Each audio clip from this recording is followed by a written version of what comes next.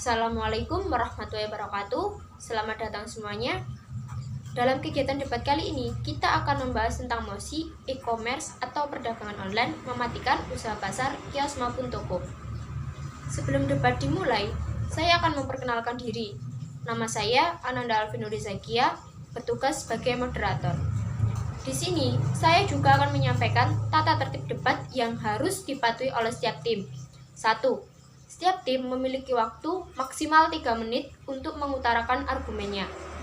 2. Pembicara yang sedang mengutarakan argumennya tidak boleh disanggat tanpa arahan dari moderator. Artinya, setelah pembicara selesai, tim lawan baru boleh menyanggah dan mengungkapkan argumennya. 3. Setiap pembicara harus memperkenalkan diri terlebih dahulu dan mengungkapkan akan menanggapi dari sudut pandang apa.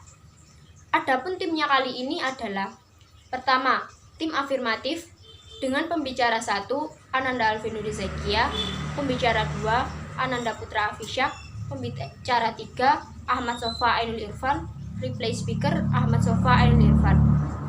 Kedua, tim oposisi. Pembicara 1, Adelia Paramita, pembicara 2, Afifah Rahmawati, pembicara 3, Agam Gimnasiar Fagi, replay speaker Afifah Rahmawati. Baiklah, mari kita mulai debat kali ini. Saya persilakan untuk pembicara pertama dari tim afirmatif menyampaikan argumennya. Perkenalkan, nama saya Ananda Alvinuri Zakia. Sebagai pembicara 1 tim afirmatif akan menyampaikan argumen saya mengenai mosi kali ini dari sudut pandang sistem pengantaran barang. Saya setuju jika e-commerce atau perdagangan online dapat mematikan usaha pasar, kios maupun toko, karena di perdagangan online atau yang sering kita sebut dengan toko online tersebut telah menyediakan berbagai macam sistem yang menguntungkan bagi para pembelinya. Sesuai dengan sistem pengantaran barang di online shop yang telah tersedia, diantaranya ada sistem antar barang sampai rumah dan sistem COD yang menjadikan pembeli bisa mendapatkan barang yang diinginkan tanpa harus datang ke tokonya langsung.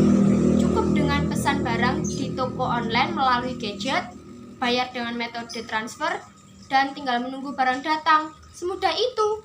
Nah, dengan adanya sistem tersebut, membuat orang tergiur untuk membeli dari toko online dengan alasan cara mendapatkannya mudah dan harganya pun cenderung murah. Akhirnya, dengan begitu, orang-orang lebih memilih membeli dari toko online daripada di pasar, kios maupun toko. Demikian tadi pendapat pembicara 1 dari tim afirmatif. Selanjutnya, pembicara 1 dari tim oposisi, saya persilakan untuk menyampaikan pendapatnya. Saya Adelia Paramita, saya di sini sebagai pembicara pertama dari tim oposisi.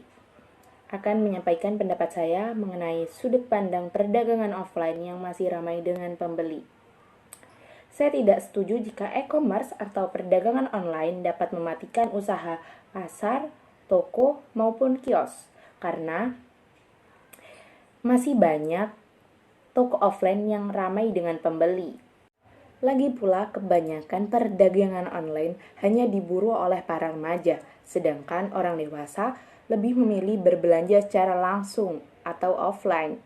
Di masyarakat juga seringkali membutuhkan barang secara mendadak, oleh karena itu mereka lebih memilih berbelanja secara langsung datang ke toko.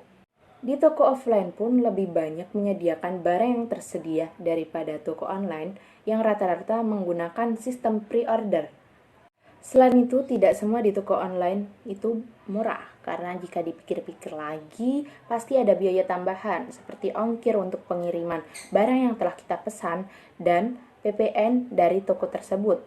Jadi, dengan adanya barang yang selalu tersedia di perdagangan offline, kita tidak perlu menunggu lama. Itulah yang membuat pembeli lebih memilih berbelanja secara offline daripada online. Demikian tadi pendapat pembicara 1 dari tim oposisi. Selanjutnya, saya persilakan untuk pembicara 2 dari tim afirmatif mengutarakan pendapatnya.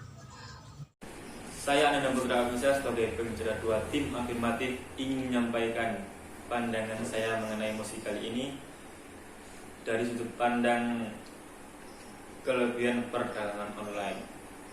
Perdagangan offline memang sangat ramai pembeli, tetapi terkadang banyak juga barang yang dicari oleh konsumen ternyata sudah sold atau habis terjual. Akhirnya banyak orang-orang yang ingin mencari di toko online atau e-commerce, dan ternyata barang yang dicari itu ada, bahkan lebih lengkap. Seperti online shop Shopee yang menyediakan berbagai macam barang, berbagai macam produk dari cabang toko di berbagai negara, terutama di Indonesia. Bahkan produk yang dijual oleh toko luar negeri di Shopee, harga dan ongkirnya sangatlah murah, bahkan lebih lengkap dibandingkan toko-toko di Indonesia. Selain itu, orang-orang juga tidak perlu keluar rumah untuk mencari barang yang diinginkan. Caranya pun tidak sulit, tinggal buka aplikasi, mencari barang yang diinginkan, bayar, lalu akan segera dikirim.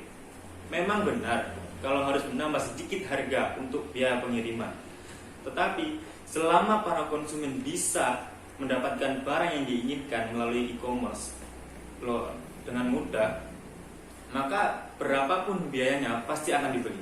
Terima kasih. Selanjutnya, mari kita simak argumen dari pembicara 2 tim oposisi. Saya Afifah Rahmawati, pembicara 2 dari tim oposisi, akan menyampaikan argumen saya mengenai mosi kali ini dari sudut pandang sistem jual tipu. Saya pikir, meskipun cara untuk membeli barang di perdagangan online lebih praktis, belum tentu pembeli dapat mengakses aplikasi perdagangan online tersebut dengan mudah. Dibandingkan dengan perdagangan offline, mereka hanya tinggal langsung menuju ke pasar, kios, toko, maupun swalayan tersebut. Apalagi, banyak pembeli yang tertipu karena beberapa penjual dari perdagangan online menggunakan sistem berjualan yang tidak jujur atau curang. Sedangkan, jika pembeli membeli barang di perdagangan offline, mereka akan lebih mudah membedakan mana barang yang asli dengan yang palsu. Seperti yang dikutip oleh Okezon.com, bahwa ratusan toko online ditutup oleh Direktorat Jenderal Hak Kekayaan Intelektual Kementerian Hukum HAM karena menipu pembelinya dengan cara memberikan foto dagangannya yang tidak sesuai dengan aslinya, menjual barang palsu, memberikan harga yang tidak normal, dan dengan berbagai cara tipu lainnya. Hal tersebut berdampak merugikan pemilik merek dagang yang sesungguhnya dan juga konsumen, sehingga pembeli akan memilih berpindah untuk membeli barang kebutuhannya ke toko offline yang juga lebih menyediakan barang secara nyata dan dapat dipilih sesuai keinginan. Luar biasa pendapat dari pembicara 2 tim oposisi. Selanjutnya, mari simak argumen dari pembicara 3 tim afirmatif. Saya Mas Sofa Nurban sebagai pembicara 3 tim afirmatif yang akan menyampaikan pendapat saya mengenai mosi kali ini dari sudut pandang cara pembelian. Di perdagangan online pasti sudah terdapat panduan cara untuk mengakses aplikasi atau bisa juga meminta bantuan orang sekitar yang mengerti cara untuk mengakses toko online. Jadi mereka tidak terlalu kebingungan berbelanja online, dan tidak semua penjual memberi pedagang palsu. Sekarang pun banyak tips memilih toko online yang aman. Adapun tips online shop dari Tokopedia agar terhindar dari penipuan saat berbelanja online, seperti cari tahu reputasi penjual, cek ulasan produk, baca dan perhatikan deskripsi produk dan lain-lain. Selain itu, di sana terdapat trik diskon besar-besaran yang menjadikan harganya lebih murah. Adapun bayar gratis ongkir untuk mengurangi biaya tambahan pembeli. Biasanya juga terdapat bonus untuk pembeli jika membeli barang dalam jumlah yang banyak dari penjual. Jadi dengan hal tersebut semakin membuat pembeli lebih tertarik untuk berbelanja di toko online dibandingkan di toko offline. Selanjutnya, mari kita simak argumen dari pembicara 3 tim oposisi. Assalamualaikum warahmatullahi wabarakatuh. Saya Agam Nasyar Fakih sebagai pembicara ketiga dari tim oposisi akan menyampaikan pandangan saya mengenai mosi kali ini, yaitu dari sudut pandang diskon palsu. Memang benar perdagangan online memiliki trik diskon besar-besaran untuk menarik para pelanggannya, dan harga aslinya sudah cukup murah, tetapi kita tidak mengetahui apakah diskon tersebut asli ataupun cuma omong kosong.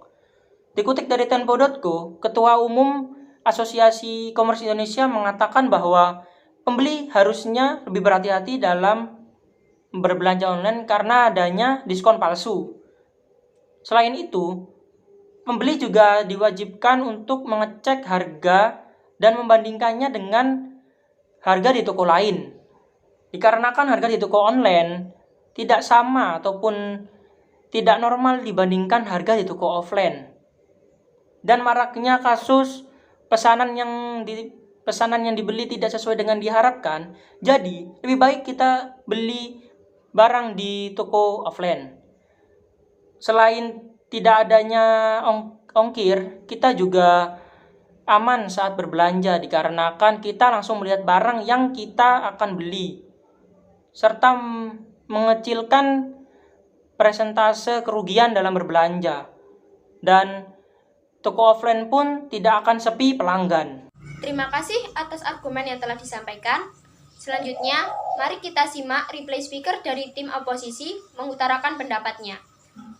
Berdasarkan argumen-argumen yang telah kami sampaikan, sekali lagi, kami dari tim oposisi sangat tidak setuju mengenai pernyataan perdagangan online atau e-commerce mematikan usaha pasar, kios, maupun toko. Karena di perdagangan offline masih ramai dengan pembeli, sehingga perdagangan offline tidak akan rugi ataupun gulung tikar. Selain itu, adanya beberapa kekurangan dari perdagangan online yang menyebabkan perdagangan offline lebih unggul dibandingkan dengan perdagangan online.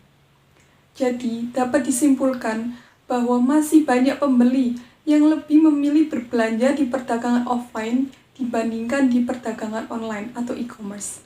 Terima kasih. Demikian tadi kesimpulan yang telah disampaikan oleh replay speaker dari tim oposisi. Selanjutnya, saya persilakan untuk replay speaker tim afirmatif menyampaikan kesimpulannya.